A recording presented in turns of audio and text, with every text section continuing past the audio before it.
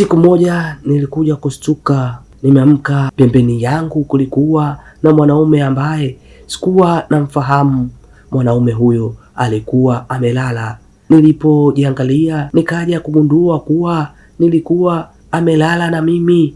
Kiukweli haikuwa mara yangu ya kwanza kulala na mwanaume, ila kikawaida huwa kila mwanaume ambaye nalala naye huwa namkumbuka, ila siku hiyo ilikuwa tofauti, kwani hata nilipokuwa navuta kumbukumbu zangu sikuwa nakumbuka kama huyu mwanaume ndiyo ambaye alinichukua pale baa. Naitwa Aneti, ni binti wa miaka 23, ni binti wa kwanza ambaye ninaishi maisha ya aina mbili, kwa maana kuna sehemu ukinikuta unaweza ukanidhani mimi ndiyo mfano wa kuigwa, ila kuna mahala pengine ukinikuta unaweza ukanilaani kwa mavazi ninayovaa na matendo ninayofanya. Basi baada ya kuamka kuondoka, yule mwanaume akanishika mkono na kusema, nahisi kama sijaridhika, unaweza kunihudumia zaidi? Nilimgeukia na kumwangalia na kukataa,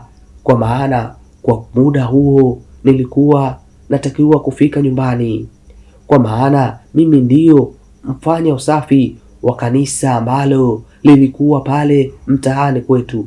Sasa kama ikitokea sijafika mapema mpaka wakati huo, basi watumishi wengine wa kanisani wanaweza wakaanza kunitafuta, kwa maana wanaamini huwa nalala kanisani, kumbe huwa napiga mishe zangu, na kanisani ni kama kimbilio la mwisho wa haya. Naenda asubuhi nikitoka kwenye mambo yangu, hapana, siwezi kulala na wewe tena, naomba niondoke. Nikasema. Yule mwanaume akacheka kwa dharau, kisha akasema, tangu lini malaya? Akakataa pesa. Haya, niambie unataka kiasi gani, kwa maana show yako nimeielewa. Akasema yule kijana.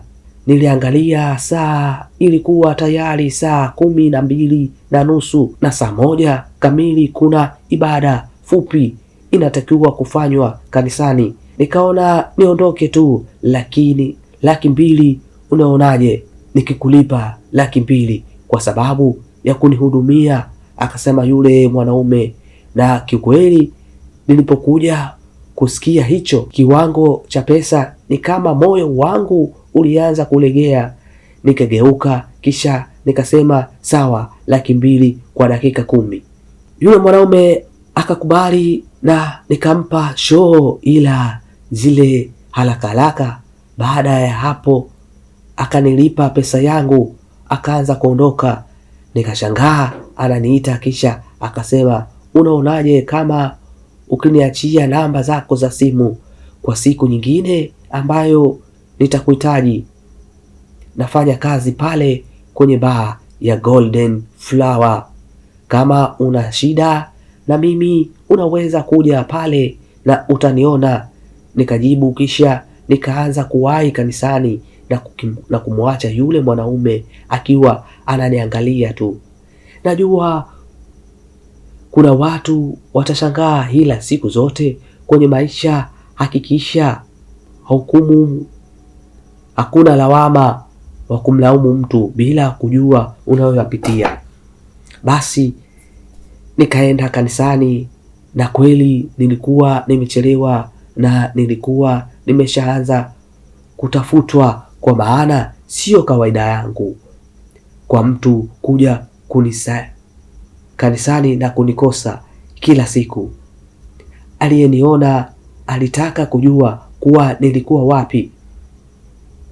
Haikuwa kazi sana kwangu kuwajibu, kwa maana ni mara yangu ya kwanza kukosekana kanisani, hivyo ni ngumu sana kwa mtu yoyote yule kunitia mashaka. Basi nikafanya majukumu yangu, na kwenye majira ya kama ya saa 4 nikaenda ninapoishi.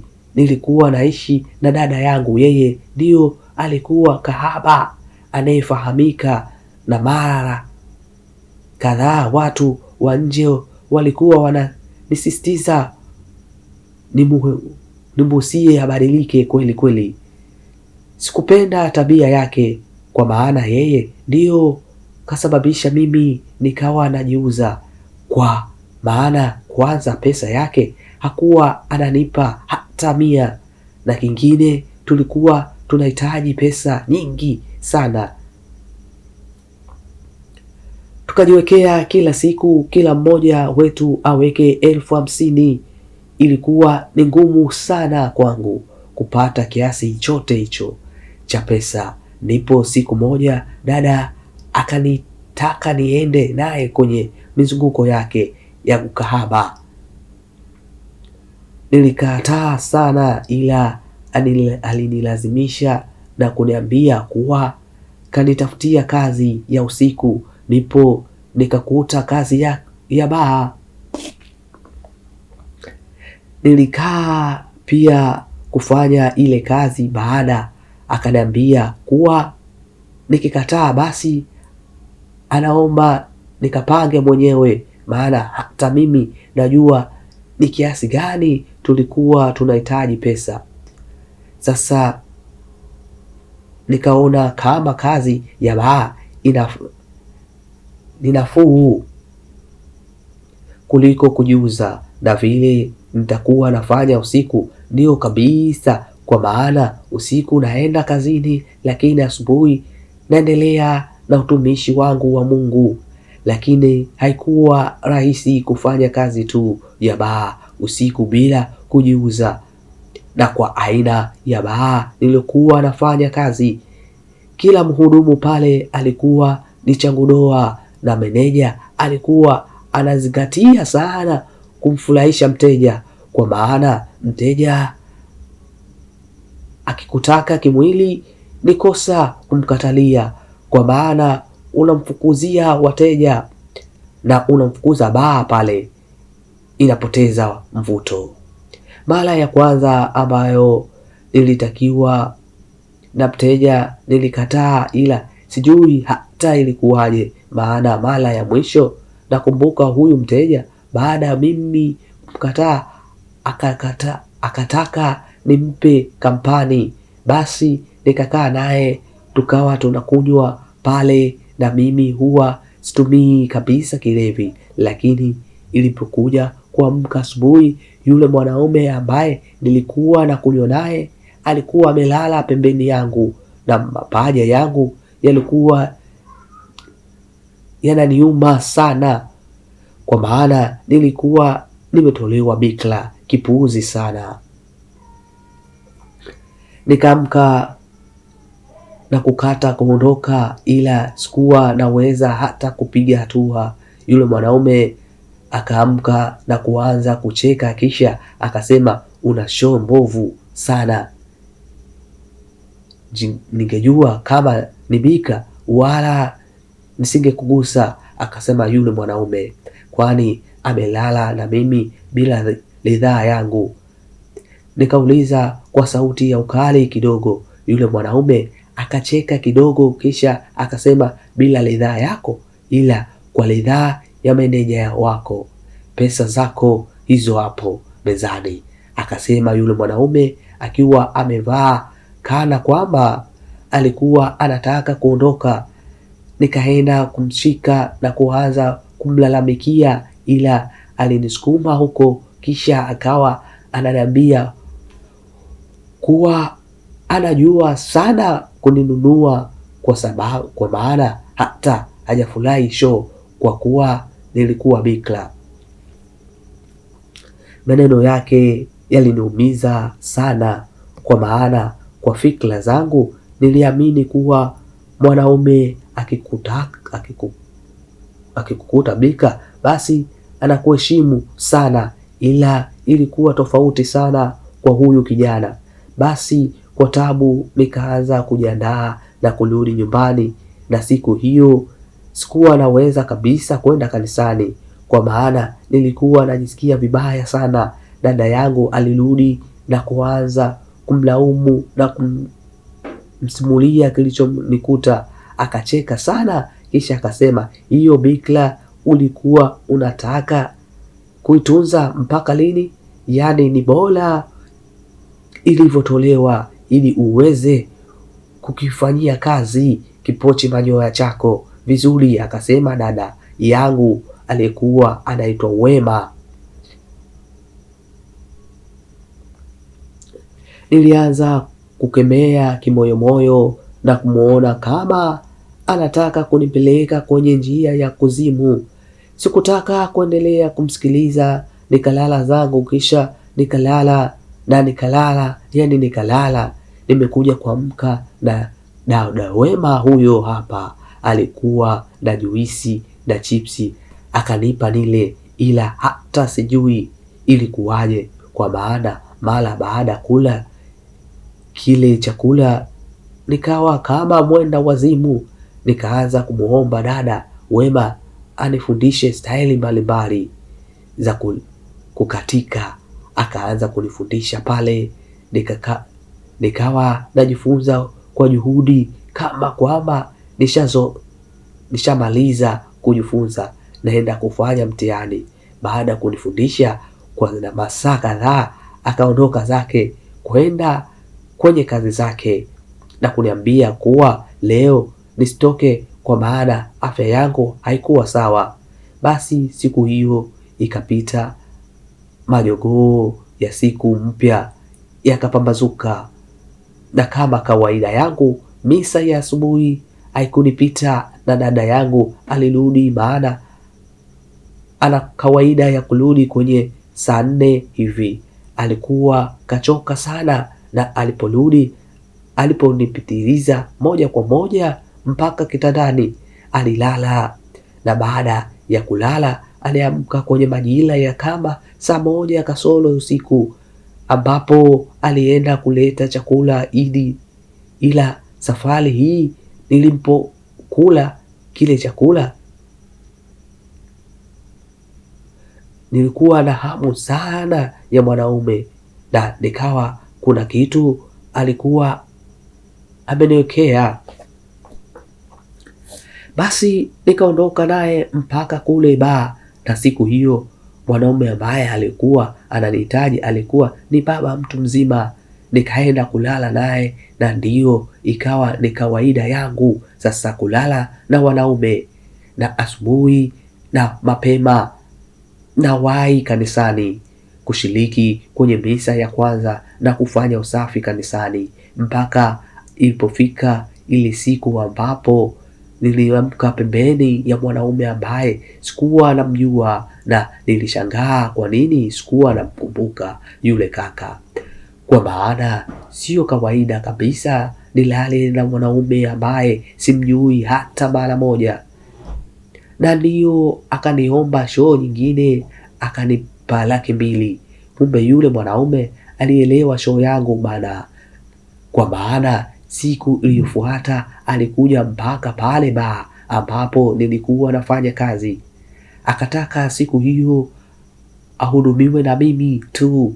Nikakubali, kwa maana kwenye ile baa niliyokuwa nafanya kazi, moja ya kosa kubwa sana ambalo linaweza kukufukuzisha kazi ni kukataa anachokitaka mteja kutoka kwako. Ila nikawa namshangaa ananiangalia sana, yaani alikuwa ananiangalia mpaka nikawa naona aibu.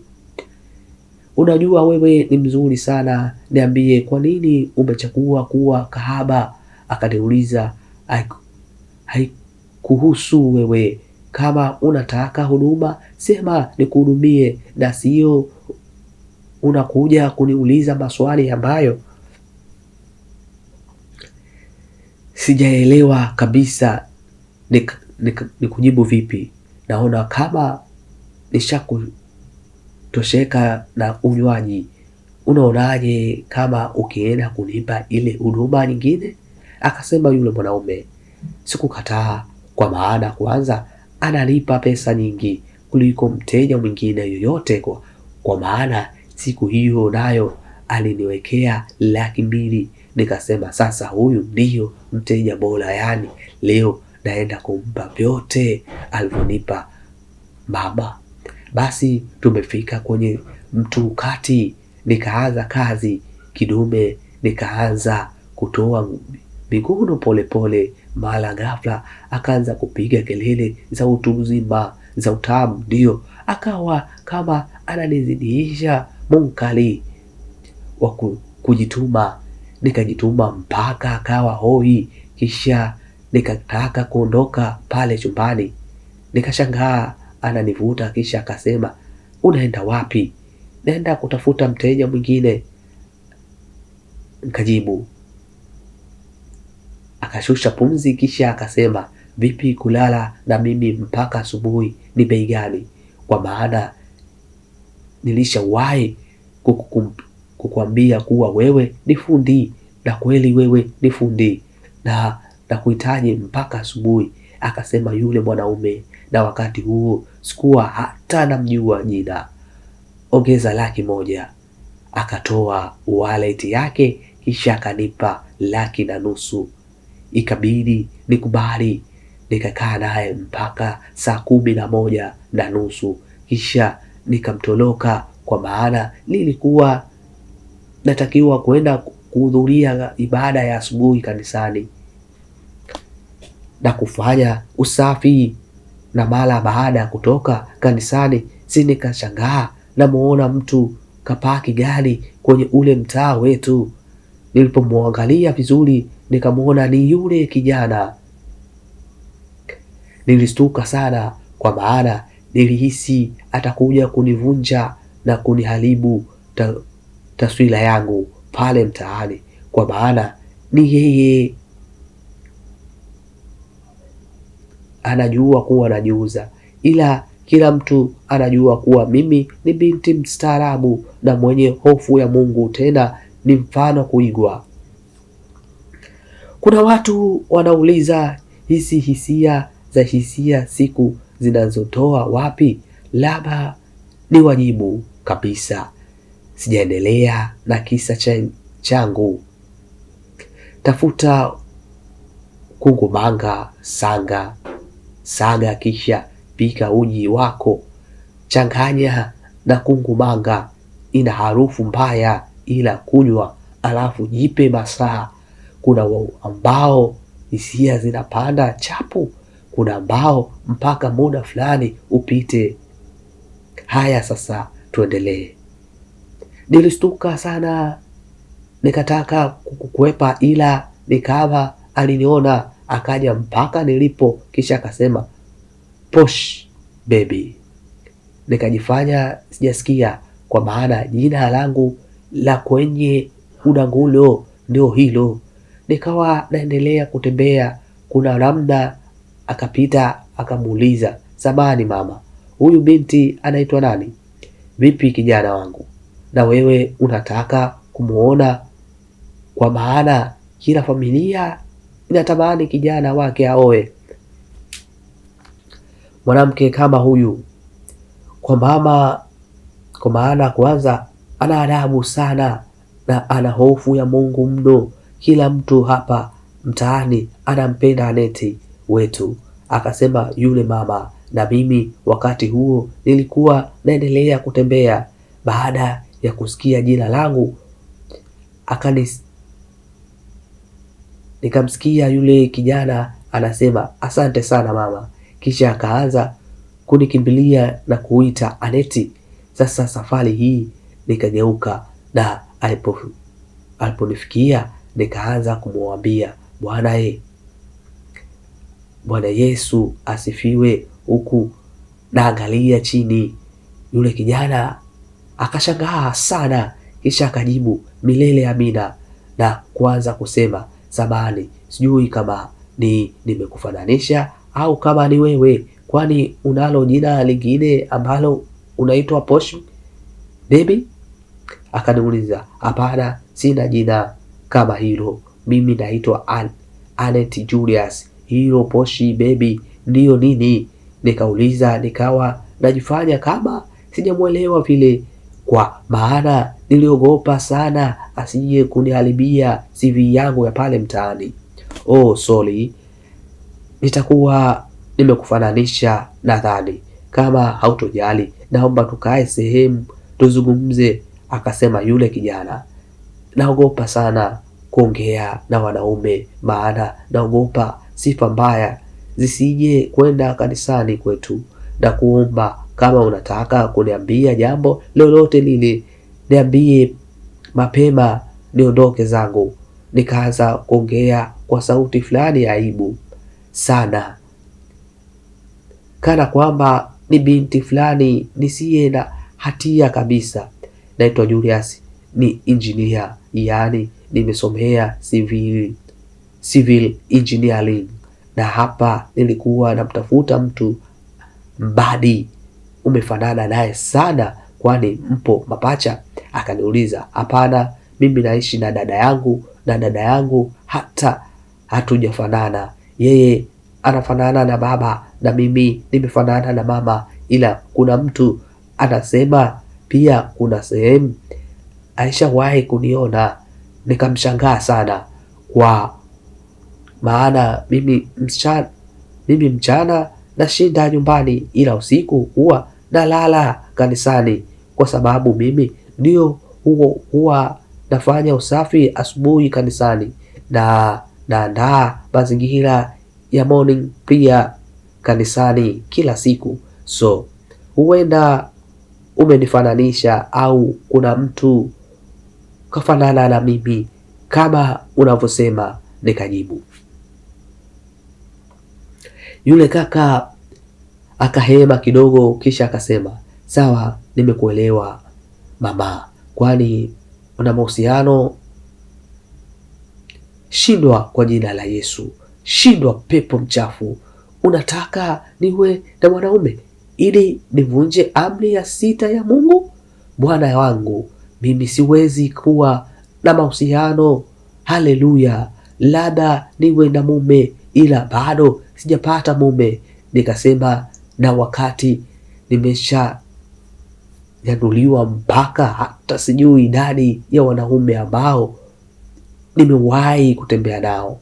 Samahani dada, samahani sana dada yangu, nahisi nitakuwa nimekosea sana. Naomba unisamehe kama nitakuwa nimesema jambo ambalo halijakupendeza. Akasema Julius, na mimi nikasema, hakika mwanadamu yoyote anayemsamehe mwanadamu mwenzie, basi Mungu Bwana wake atamsamehe na yeye siku ya mwisho. Nikajibu sana. Sasa Julius akahisi amekutana na mlokole mmoja, kumbe ni bonge la danga, ila akawa kama anatamani kuongea na mimi zaidi, ila sikuwa nataka, kwa maana mpaka wakati ule sikuwahi kuonekana nimesimama au hata kuongea na mwanaume hovyo barabarani. So nilikuwa naogopa sana kuharibu taswira yangu. Baada ya Julius kuona kama inashindikana mimi kukaa naye, akakubaliana na mimi, ila akasema kuwa naomba kama hautojali unipe namba zako za simu. Sina simu, mtumishi wa Bwana, na kama nina namba za simu labda nikupe za dada yangu, yeye ndiyo huwa ana simu, ila naogopa kwa maana sijui nitamwambia nini, wewe ni nani? Nikasema, na wakati huo nilikuwa naongea sauti fulani ya unyenyekevu sana, yaani kama mtu angeniona angejua kuwa huyu dada ameiva kwenye mafundisho ya dini. Basi Julius aliongea mwisho akaondoka zake, ila akaniambia atakuwa anakuja kunitembelea. Nikakubali, na alipoondoka nikaanza kuhema kwa wasiwasi, kwa maana nilishangaa kwa nini aje mtaani kwetu, na kingine nani alimwelekeza, na namna ambavyo nimeigiza ni kweli hajanishtukia, au labda ameshtuka ila kaamua kuvunga tu, au ni kweli kwamba hajajua mimi ndio huyo Posh Baby na ni mdangaji mkubwa. Nilikuwa na maswali mengi sana, ila hakuna swali hata moja ambalo nilikuwa na jibu nalo. nikaona nipuzie hata kuamini kuwa hajanigundua. Basi mida ilienda, na kama kawaida nikawa najiandaa kwenda kazini, na kawaida kuwa natoka na nguo za heshima sana naenda kuzibadilishia mbele ya safari.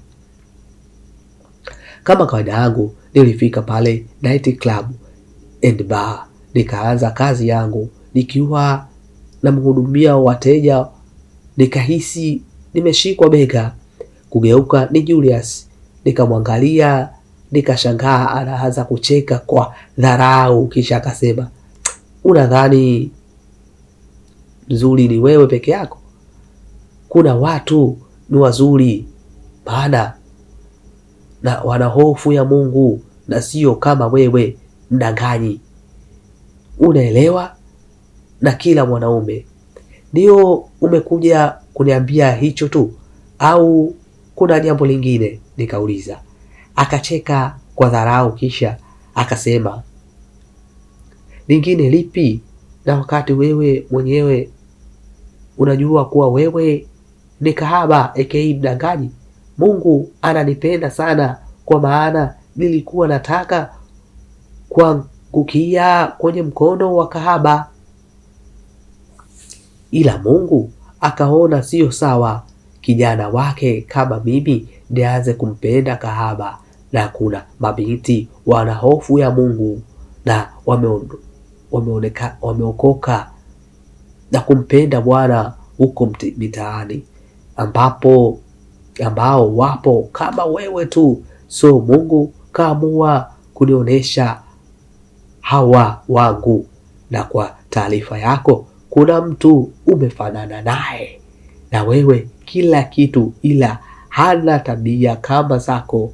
Sasa nakupa tu taarifa, yule nitahakikisha namuoa, na wewe na kutumia tu. Akasema Julius, na hapo ndipo nilipojiaminisha kuwa hajanigundua kuwa mimi ndio aliyekuwa naye mchana.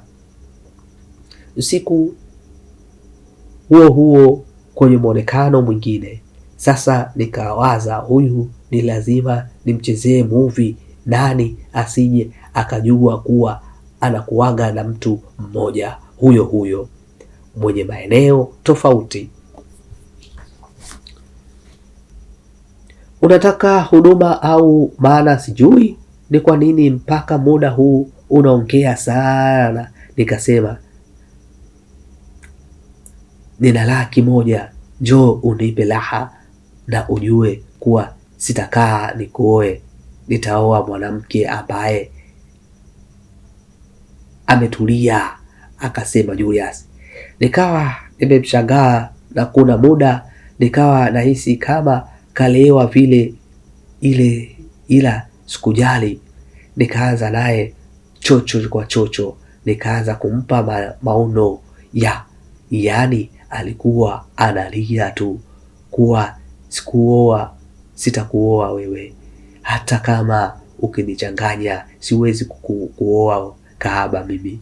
Badala ya anipe kelele za utamu, akaanza kusema hatonioa, kwani alisikia mimi nikisema huwa nataka kuolewa naye. Nikawa najisemea. Basi tumemaliza. Akawa kama kawaida yake hataki niondoke kutafuta wateja wengine, yaani kila akija pale anataka kulala na mimi mpaka asubuhi. Nilikuwa namshangaa sana, kwa maana alikuwa anaonekana kama ana pesa sana, yaani kutoa $200,000 kila siku kwa ajili ya kulala na mwanamke haikuwa shida kwake. Niliona kama ananipa pesa nyingi sana, na niliamini kuwa ana uwezo mkubwa sana. Basi kama kawaida asubuhi nikamtoloka, ila ile nafika tu mtaani naona gari lake. Sikutaka hata kupita maeneo lilipo. Nikapita vichochoro nikaingia zangu kanisani. Sasa ile morning prayer ilipoisha, huwa tunaomba kabla kuondoka. Sasa nikiwa nimefunga macho naomba Mungu zangu, nikashangaa nashikwa mkono kana kwamba kuna mtu anataka kuomba na mimi. Kisha akasema, namuomba Mungu, dua zako zimepokelewa mlembo. Kufungua macho ni Julius.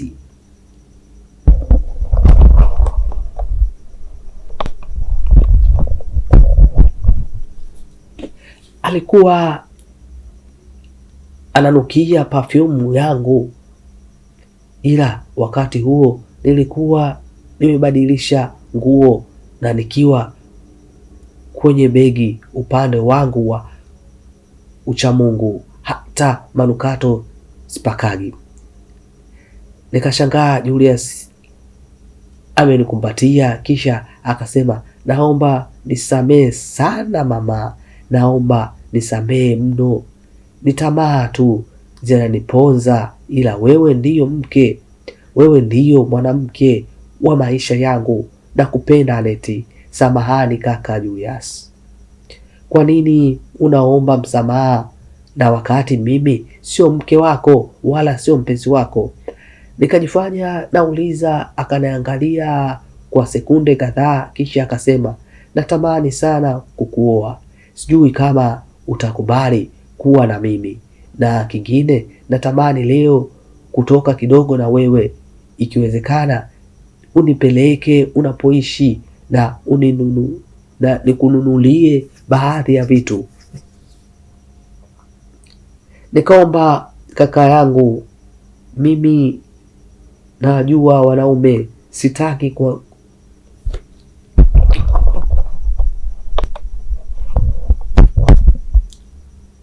sitaki kuanza kufanya mambo ya kumuudhi na kumkera Bwana wangu Mungu. Huwa naogopa sana kutokana na wanaume, kwa maana sijawahi kuamini wanaume viumbe, na inabidi kutoka na mwanaume kwenda naye sehemu yoyote ile, basi niwe natoka na mume wangu na siyo mwanaume wa mtaani tu. Nikaanza kujielezea hapo mpaka Julius akaanza kutabasamu na kusema, hakika wewe ni zaidi ya mke mwema. Basi akawa anataka kushinda na mimi mchana kutwa. Nilikuwa nachukia mno, kwa maana mchana ndiyo muda wangu wa kupumzika. Sasa mtu anakuja na kutaka niwe napiga naye story tu, mpaka nikawa namshangaa kuwa anaenda kazini saa ngapi, kwa maana namuona kama muda mwingi anahangaika na mimi, yaani mchana anahangaika na mimi Anet mlokole, na jioni anahangaika na mimi Posh Baby mdangaji. Basi siku zikaenda. Sasa siku moja Julius akaniuliza, hapo sijamuona klabu kwa takriban mwezi mzima, akawa anakuja kukaa na mimi mchana tu, akiniambia kuwa hataki tena kuvunja amri ya Mungu, na wakati mimi nipo na hapo sikuwa direct kama nimemkubali au la, japo hela vyake vilikuwa nakula, na alikuwa anaonekana kama ana nia thabiti kabisa kunioa, ila nilikuwa naogopa kukubali, kwa maana niliogopa sana siku ambayo akija kujua kuwa yule anemkatikiaga mauno ndiyo yule huyu ambaye anayetaka kutangaza naye ndoa. Julius akabadilisha hadi kanisa la kufanyia ibada akawa, kwa maana mimi nilikuwa mlokole naye yeye alikuwa ni Mkatoliki. ila akawa kila Jumapili anakuja kusali kwenye kanisa ambalo nilikuwa nasali mimi, na alikuwa ni miongoni mwa watu ambao wanatoa sadaka sana kanisani. Baada ya Julius kuzoeleka pale kanisani, alienda kumweleza baba mchungaji ya njia yake kuhusu mimi. Mchungaji akawa ananimwagia sifa na kusema kila kijana ambaye anakuja kwenye hili kanisa huwa anatamani sana kumuoa huyu binti, kwa maana ana adabu na ana maadili mazuri sana kuliko mabinti wengine wa huu mtaa. Akawa anasema mchungaji na kumtaka Julius awe anaenda na mimi kila siku jioni kuhudhuria ibada ya ndoa, kwa maana Julius alikuwa serious sana na kunioa, na hapo amepunguza sana kuja klabu, akihisi kama mimi nampeleka kwenye njia mbovu.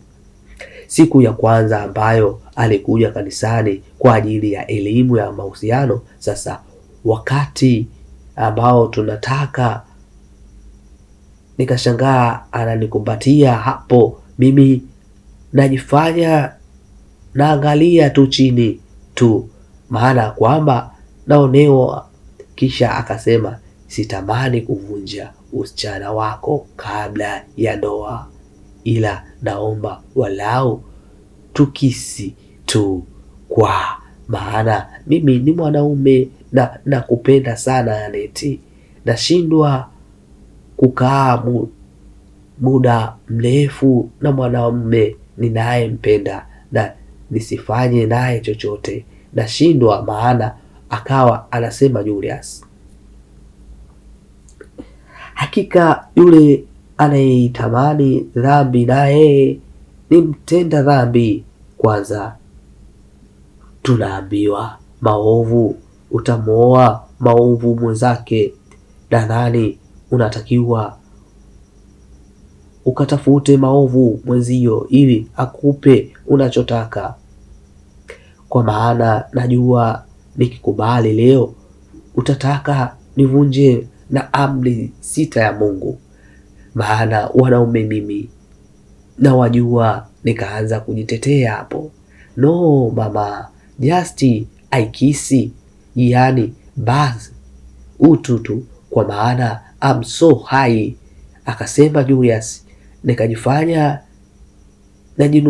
najinunisha na kumwambia kuwa sitakaa nawe karibu naye tena, kwa maana anataka kunipeleka dhambini. Sijamaanisha hivyo, naomba usiende mbali na mimi. Akawa analalamika Julius, ila mimi nimejinunisha na nikawa nataka kuitumia hiyo kama tiketi ya kuachana naye, kwa maana niliona kama siku akija kujua ukweli atanilaumu sana. Akawa ananiita ila sikuwa hata naitikia.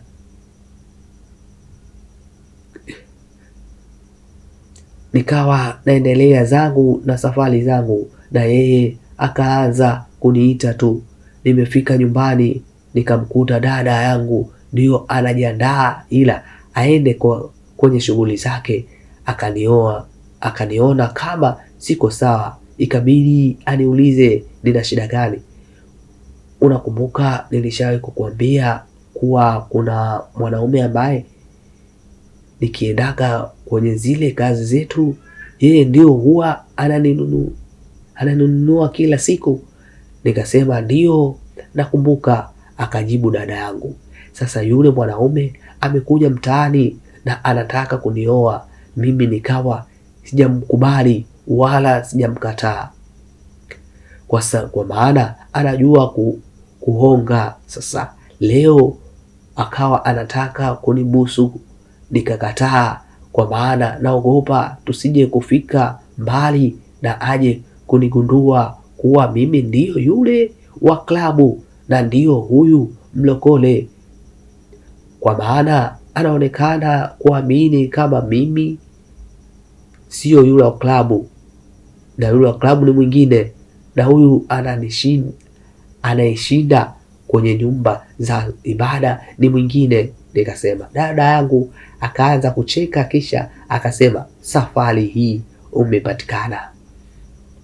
Basi muda ulienda na kuwa dada yangu anaondoka mapema kabla yangu, kwa maana kwanza kila mtu mtaani anajua kuwa anajiuza, ila mimi hakuna anayejua, na mara nyingi huwa wanaambiana huwa niongee na dada yangu aache hizo kazi, bila kujua hata mimi nazifanya sana.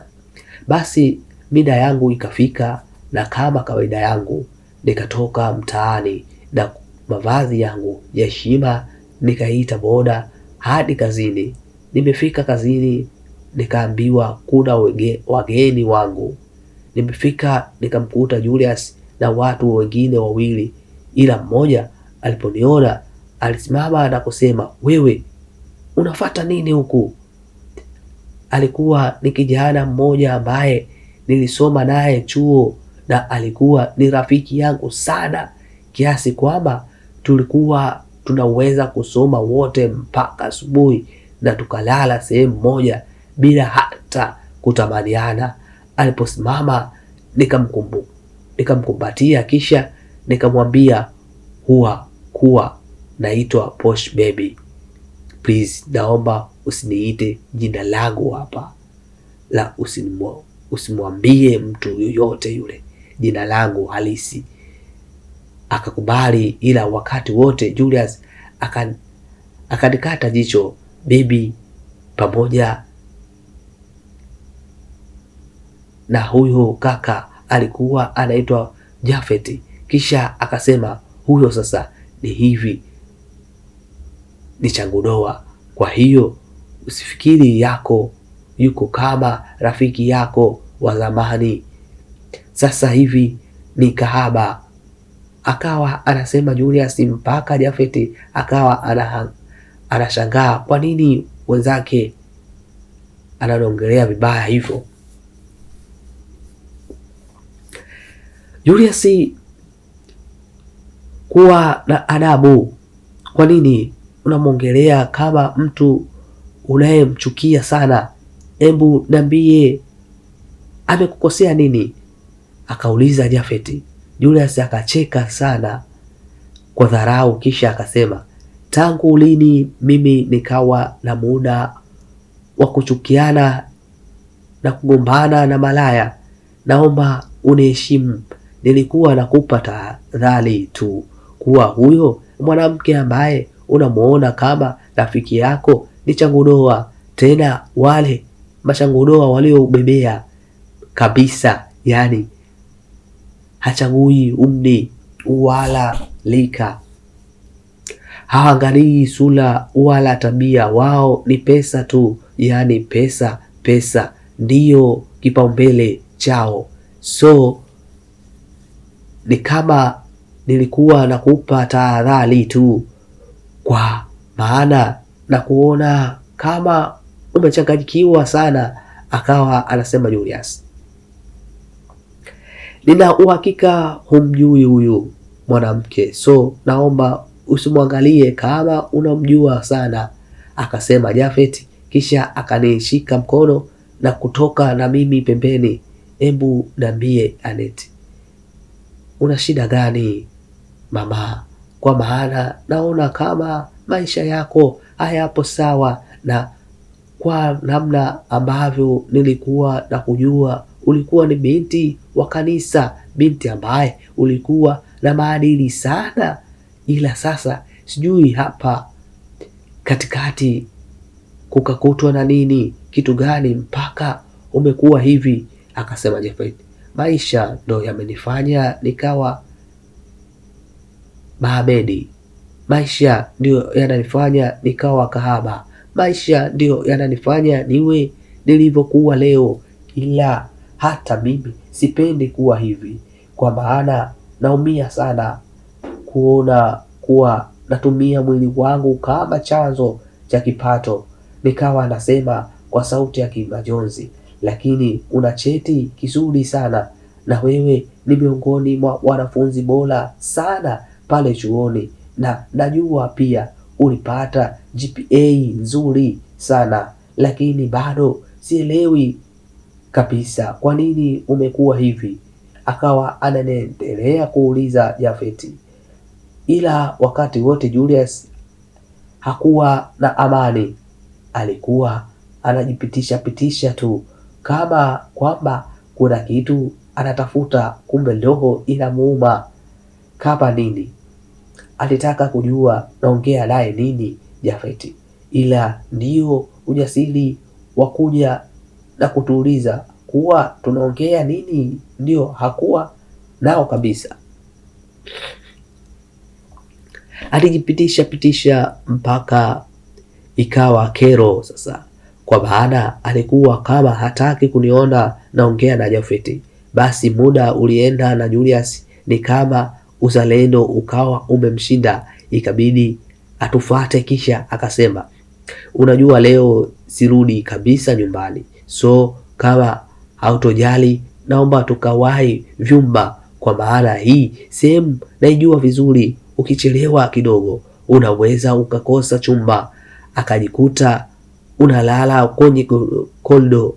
Akasema Julius kumwambia Jafet, na mimi alikuwa ananiangalia kwa jicho la chuki kama kwamba nimemuibia kitu. Na si unajua nilivyokuwa nimechoka. Akawa analalamika Julius, na Jafet akakubaliana naye, kwa maana hakuwa anajua utaratibu mzuri wa ile sehemu. Ni kweli vyumba viliisha, vikawa vimebaki viwili, na wao walikuwa wapo watatu, kwa maana ya Julius, Jafet na mwenzao mwingine ambaye alikuwa anaitwa Emmanuel. Huyo Emmanuel muda wote alikuwa kimya, na ni kama wenzake hawakuwa wanafanya kazi, wanamfanyia vizuri, kwa maana Jafet alikuwa amekuja kukaa na mimi, na Julius akawa anazunguka zunguka kama kwamba amepotea au amepoteza kitu au amekanyaga mdudu. Ikabidi Jafet na Julius walale chumba kimoja, na Ima ndio akaenda kulala kwenye chumba kingine. Wamefika chumbani, akili ya Julius haikuwa sawa kabisa, kwa maana aliamini kuwa kwa kuniacha pale reception basi ni lazima nitanunuliwa na wanaume wengine.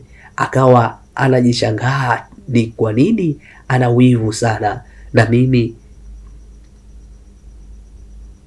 na wakati anampenda mwanamke mlokole huko, na mimi alinipa kunitumia tu, yani malengo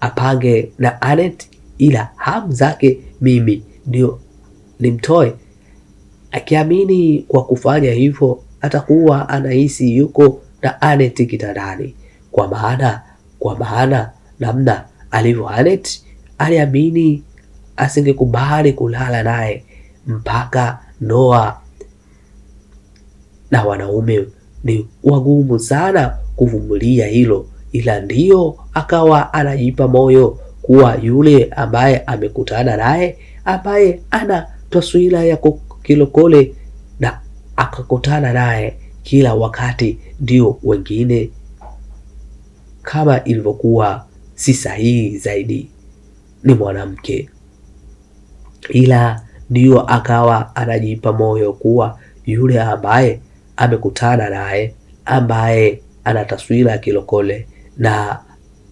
akakutana naye kila wakati, ndiyo mwanamke wake sahihi, bila kujua ni mwanamke mmoja